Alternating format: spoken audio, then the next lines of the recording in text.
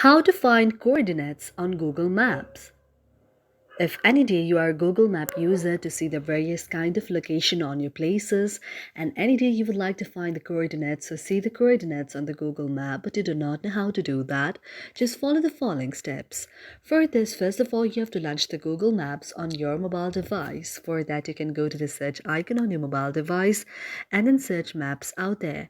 After you search maps out there, you can see an interface like this. Now you have to tap on the very option of the maps, and this way the Google Maps will be launched on your very mobile device.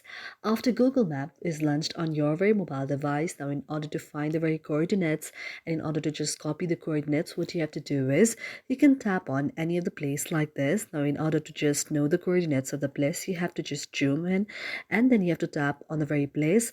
Now in the top portion, you can see the coordinates of the place in the Google Map like this. You can just copy the coordinates and paste it in any of the place that you want, and this way you can also see the very coordinate and also you can paste and you can also send the very coordinates to any of the place that you want. Thank you for watching our video, and if you really like it, do not forget to subscribe our channel.